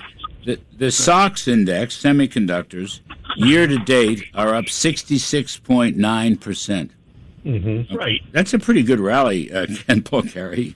I mean, right. I was starting to tell you guys, that speaks exactly to the point that Peter made, right? Some of these names are up tremendously. I mean, the stocks are up 69% right now. They were up 80% or 80% plus year to date. So it was a tremendous move in those names. So to see them pull back should surprise absolutely nobody. And the other point that Peter made was the word rotation, not liquidation, because if we start to see liquidation, we'd see them selling everything and throwing the kitchen sink out the window. They're not doing that. Their money's coming out of some of these overperforming high-tech names and being moved into basic materials, healthcare, even industrials, utilities. All these other sectors are seeing money move into them and out of, maybe some of these high growth names, which isn't necessarily a bad thing. To Pete's point, it's very healthy. People should welcome that.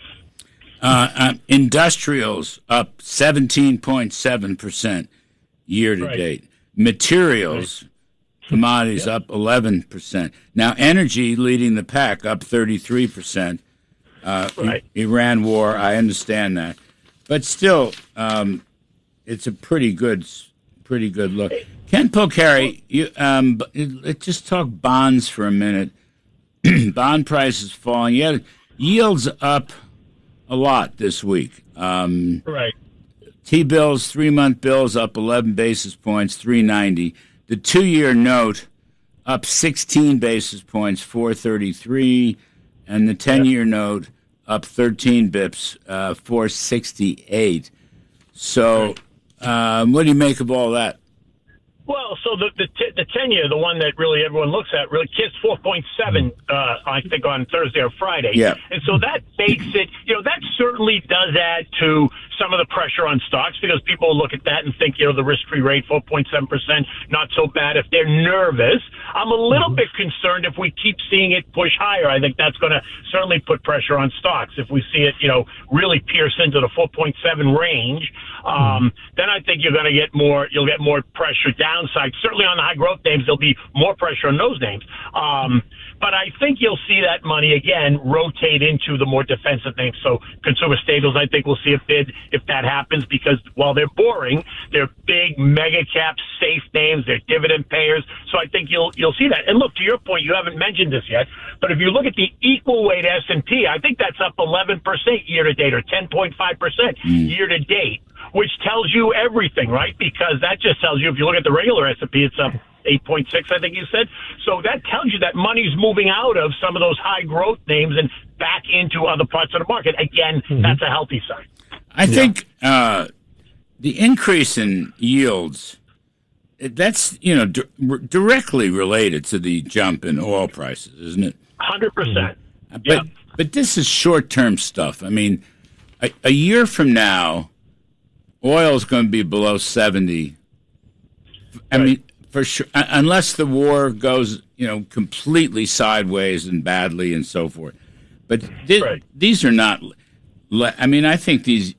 I mean, probably be a good time to buy bonds. How about that?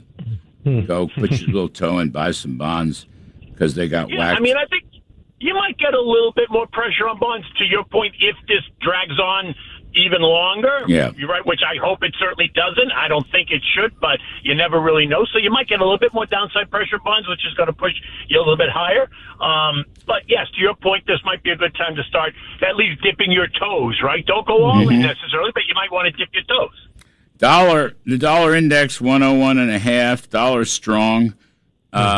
Gold has been weak. Gold's just trying to cling to 4,000. But it was at 5,500, wasn't it? Not too long ago. Yeah, about 4 months ago, right? Right. So gold's really getting smashed. Silver's really getting smashed. That's a good sign. All right, I'm an old-fashioned guy. Yeah. I say precious metals. If that's the inflation warning or the high risk warning, all that stuff's coming down. The dollar's holding up. I mean, you want to see a collapse? Take a look at the Japanese yen. I mean, the Japanese. This is unbelievable. A dollar buys 163.85 yen. 163. That's unbelievable. Right. I remember when it was 100. Yeah, 1 I remember when it was lower than that. Nobody wants Japan. And everybody was talking about gold and silver and some of those hideaway type names, right? I mean that's what it is. Bitcoin. And you take a look at that, and you look at Bitcoin. Bitcoin's absolutely slammed. Bitcoin. The past 52 weeks, Bitcoin is down 46%. 46%. Okay. Yeah. 46%. All right. On that note, let's take a quick break. We'll come right back. Pete Najarian, Market Rebellion, and Option Monster. Kenny Polcari, Slate Stone Wealth. I'm Kudlow. We'll be right back.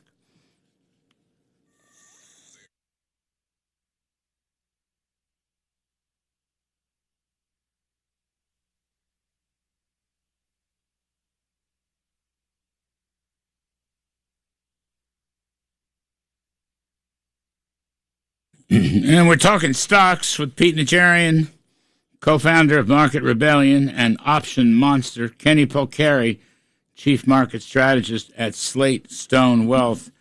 So with higher oil prices, the Fed meets this week. I don't know if Kevin Warsh will even have a press conference because he doesn't like forward guidance. I think it'd be kind of cool if he didn't. But, you've got speculation about the Fed raising rates. You think this is... Ken Polcari, you think the Fed's going to raise rates? Well, did we lose him again? Did we lose him again? All right. So, poor Kenny. Pete Najarian, yeah, I'm sure he'll come back. But Pete Najarian, what do you think? Do you think the Fed's going to raise their target rates? I don't. I don't. I think he's going to stay paused. And want to. He's such an interesting guy, as you were mentioning. I mean, he may do this, he may not do that, and it'll be interesting. It's a different Fed now, and I think that with his leadership, I think that it's going to be very, very interesting going forward, and he's going with all the true numbers that we always hear and talk about. By the way, Larry, on a note that's very close to this whole thing with Warsh and everything else, but I mean, when we look at these earnings and how good they've been already and what these numbers look like, and you've got, a beat rate of 88% so far, that's not so bad, And it's one of those things where, I just keep looking at this going, well, people keep telling us things about the economy and so forth, but are they right or are they exaggerated? And I think in a lot of ways, when they're very negative about things, they're exaggerated and they're pulling from other areas. When we're getting these actual numbers, whether it's the revenue beats, which is at 85%, or the earnings beats, which is at 88%, or just the earnings growth even close to 25% year over year, it sure does stand out for me. And that's why I think you want to be leaning, with the market, because that's why we're up here very much pushing on those 52-week highs. Look at all of the negative things that have been thrown at this market, and yet this is where we are right now. I mean, if you pulled away some of these things just a little bit, I think that you could say, well, you know what?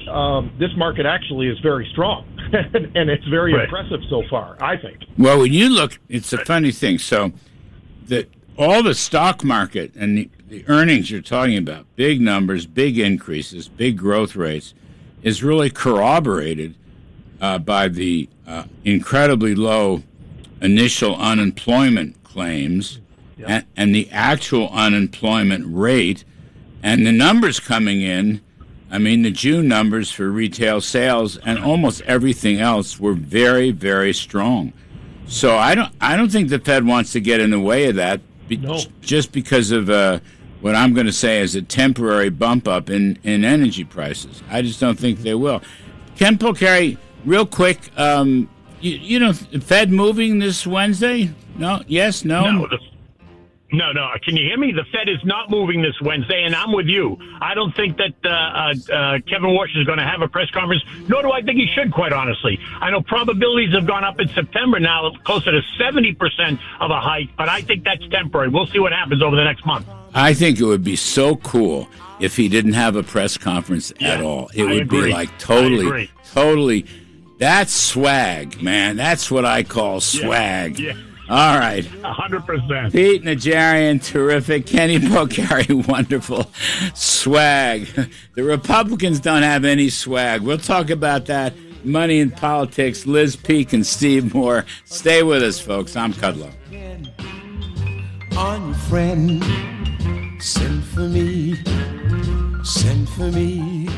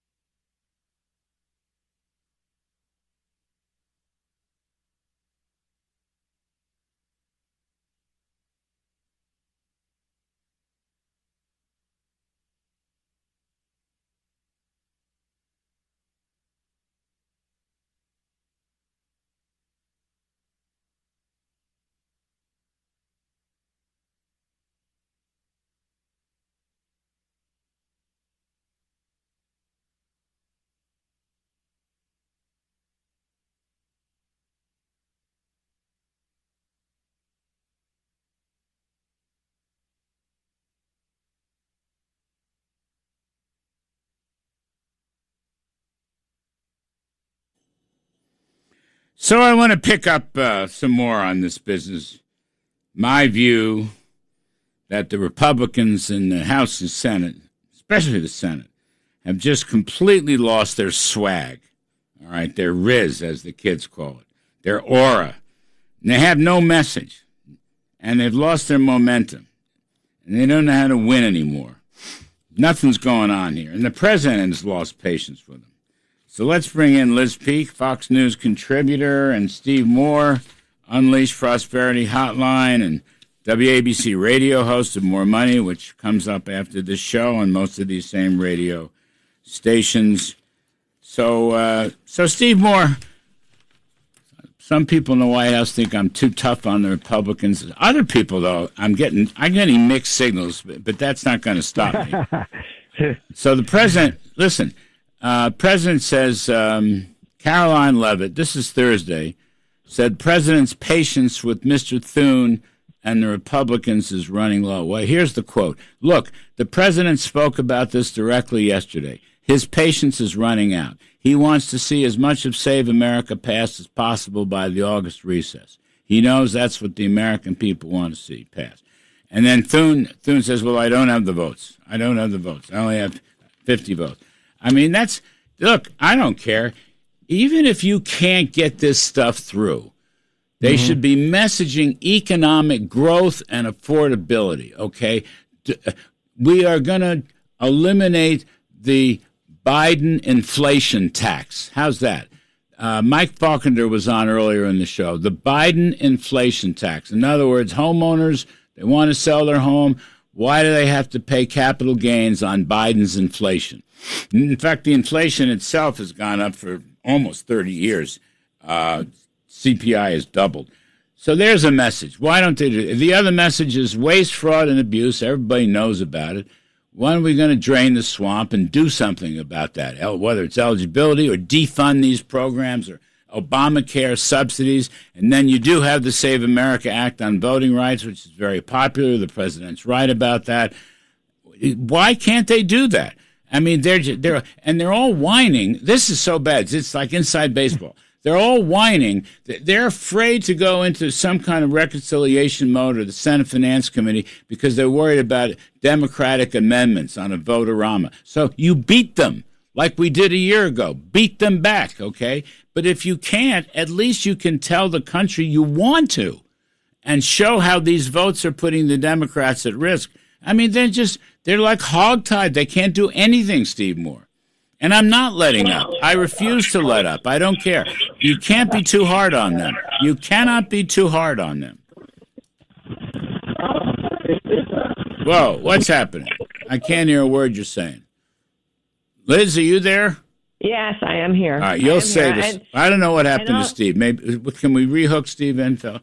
Anyway, go ahead, Liz. Sorry. Well, no, I mean, I think a lot of us share your frustration. And to have John Thune come out, I guess it was Friday or Thursday, with that comment that you repeated about not being able to find the votes. My view is it's his job to find the votes. Isn't that what the Senate, isn't his title, the Senate Majority Leader? Yeah. So where is he leading to? Nowhere.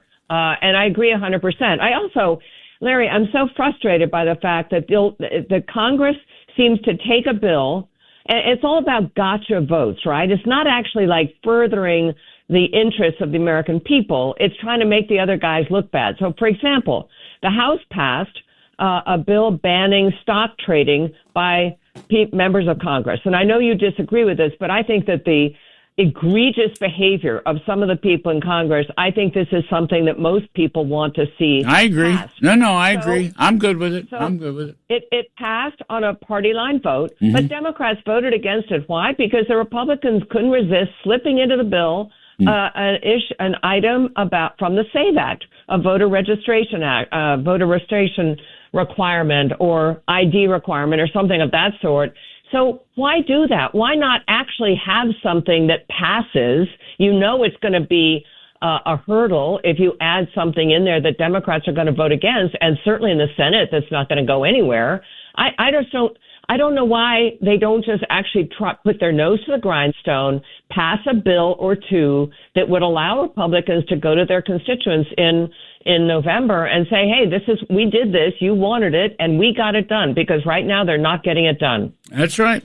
There's no message. There's no midterm message right now.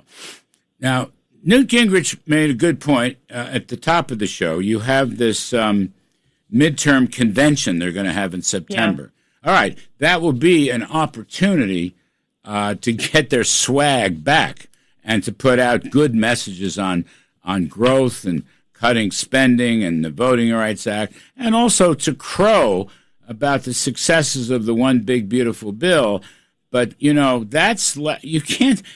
Guys are telling me, when I had this interview with Senator Langford, and, he's talking about what they did a year ago. Okay, nobody worked harder for One Big Beautiful Bill than I did, but that was last year. This is a year later. And, people have problems. Steve Moore, are you back? Yeah, did you hear anything I said earlier? We didn't hear you. Go ahead. Sorry, I don't know what happened there. I said that they're like Austin Powers. They've lost their mojo. Yes. Yes. So they got to get their mojo back. And that's what I'm saying. And I'm not going to let up, Steve Moore. I don't care. By the way, I know, and you're getting everybody's attention, the White House attention, right. The Speaker's attention, and good for you for doing that. Now, let me just say this. The economy is doing well. I mean, the earnings reports are unbelievable for businesses. We've got a great stock market. You had fewer workers losing their jobs last week than any time in 60 years or something like that. So it's a solid jobs market for people who want to work. So there is good news on the economy. The Trump policies are working. Big Beautiful is great, but stay on the offensive. I'm with you. I mean, look, keep fighting. Fight. Don't get in the right now. They seem like they're in the fetal position. They are in the fetal position. It's like, John Thune says I only have 50 votes. And Trump then says, well, I'm losing my patience with John Thune. Well, of course he is. As Liz said, he's the majority leader. This is his job. So what you say is, look, first of all, what do you believe in? They are not talking about any tax cuts. That's one problem here. Worse than that, Larry, the bill is just big spending. And so that's right. That's right. Because there's no offsets. There's nothing on getting rid of the rampant fraud, which, by the way, is an awesome issue for the Republicans. Yep. I mean, half of the money in these entitlement programs is being stolen by these left-wing groups and people cheating the system.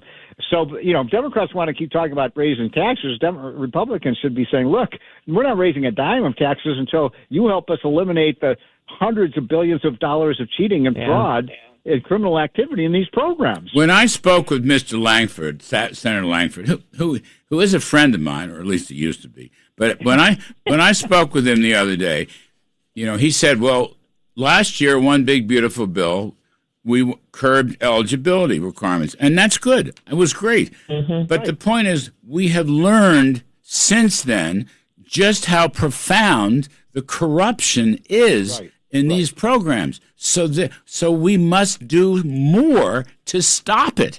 And it's not in the bill. As you say, there are no offsets to the spending. And that's the problem with the House bill. And there's no – look, Mike Falkender's keen on this. He said, we call it the Biden inflation tax. We have to stop people from paying the Biden inflation tax. That's why indexing and that's why exempting cap gains on the sale of homes should be in this bill. These are basic. Let's drain the swamp. Let's have some pro-growth middle-class tax cuts. And, yes, then we have the voter ID and so forth in the military spending. But they're not doing it.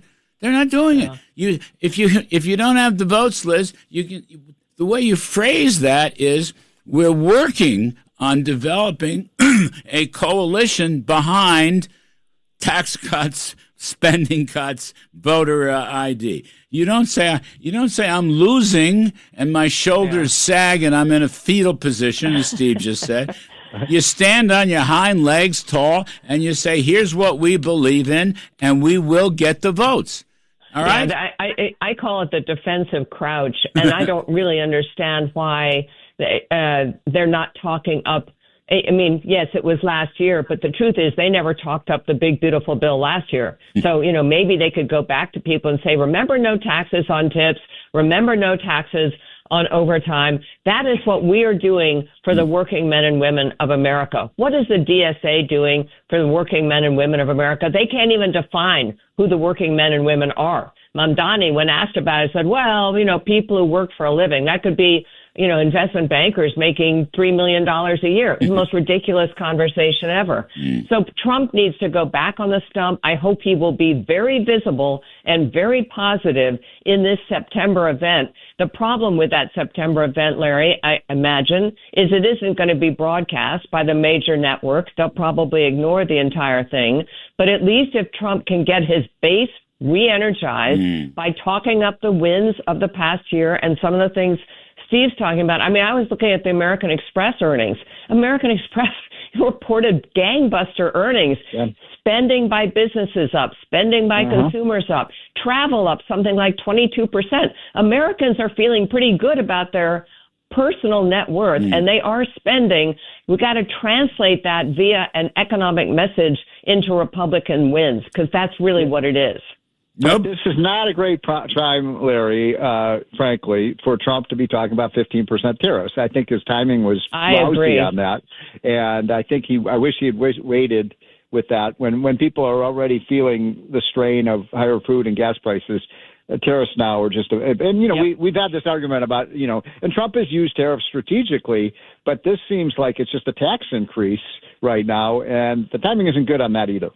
50% on Canadian hockey sticks. A narrow but meaningful tariff. Well, that's because they won't sell our bourbon in Canada. Me, I haven't had a drink in 31 years. I don't care. Let's take a quick break. Steve Moore's More Money coming up right after this show on most of these same radio stations. The great Liz Peek, Fox News contributor. I'm Kudlow. We'll be right back.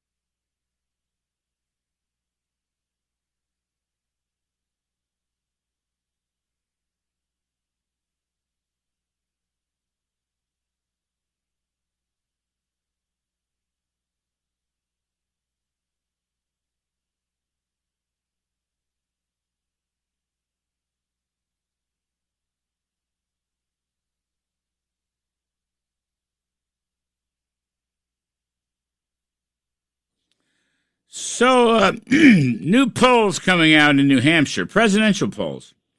Very interesting. AOC has the lead on the Democratic side. Gee whiz, I hope she makes it. We got to root for her. But I want to start on the Republican side. The polls in February, J.D. Vance 53, Marco Rubio 7. The most recent poll, which I think was last week, was Vance 36, Rubio 26. How about that? Big change. Liz Peek, what's going on there? I'm not terribly surprised. I think J.D. Vance has given some interviews that really raise eyebrows about his commitment to free markets, about his commitment, frankly, to the Trump agenda. And I got to tell you, Larry, when I talk to Republicans, a lot of them prefer Marco Rubio over J.D. Vance. And honestly, there isn't one single issue on that troublesome about J.D. Vance. I think it's sort of a harshness about the man. I know that sounds kind of mushy, but, you know, people have to like who they vote for. And I don't get the feeling, particularly amongst women, that J.D. Vance has a huge likability factor. Marco does. You watch Marco operate. It looks he's now kind of taken over the diplomacy of the war in Iran, and he's had some very interesting press conferences, Steve Moore, and he just looks and sounds so strong and tall, you know, and you know he's working hand in glove with President Trump, and I think people are watching that. I mean, the guy's gone from 7 to 26. Vance has gone from 53 to 36. It's what Liz said. I mean, Republicans are changing their mind. Mm-hmm. Yeah, look, maybe he's making a big comeback, even though he has little hands, right? and I like Marco. I want to say something though about J.D. Vance because I think Liz is right.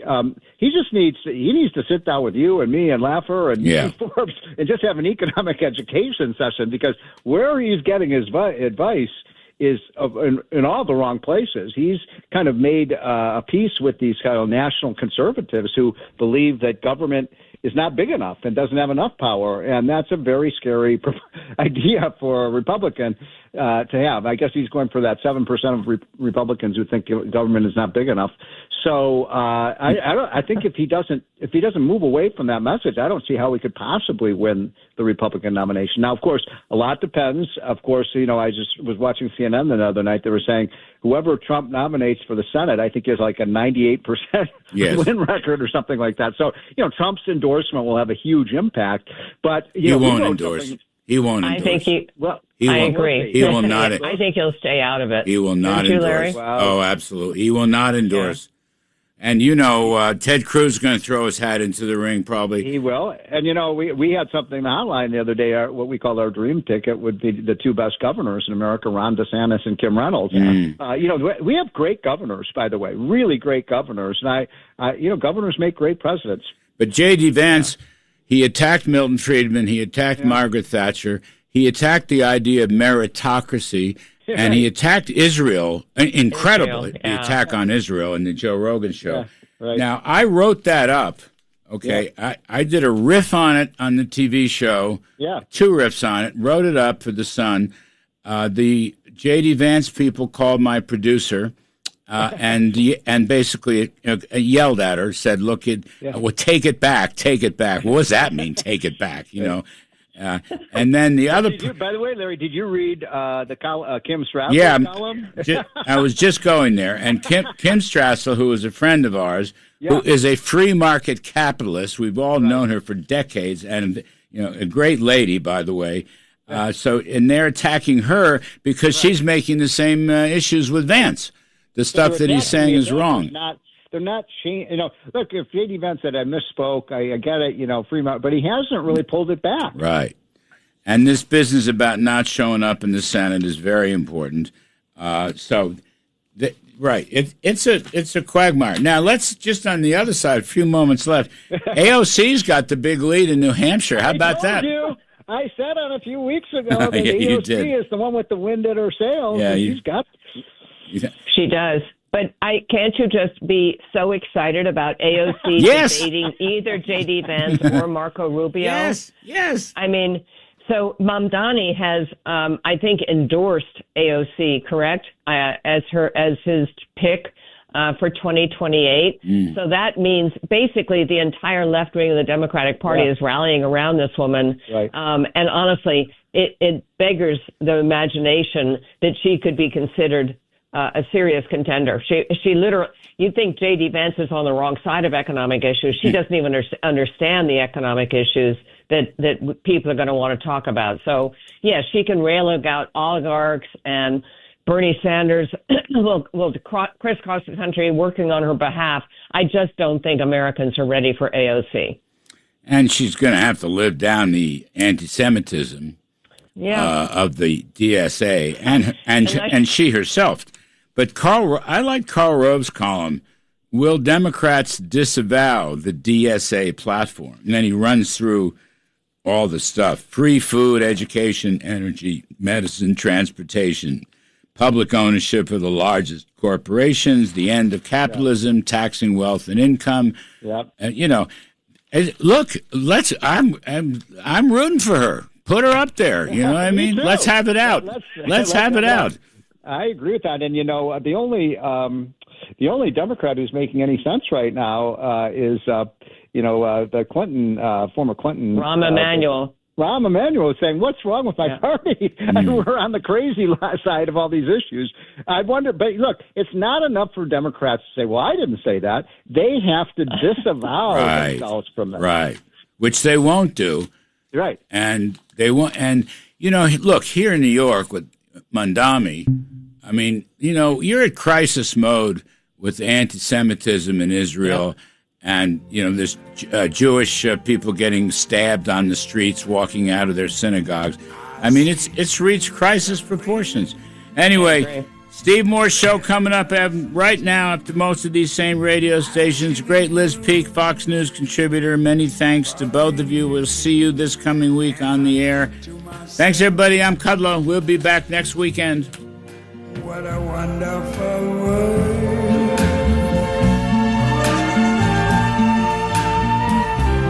I see skies of blue and clouds of white, the bright blessed day, the dark sacred night, and I think to myself,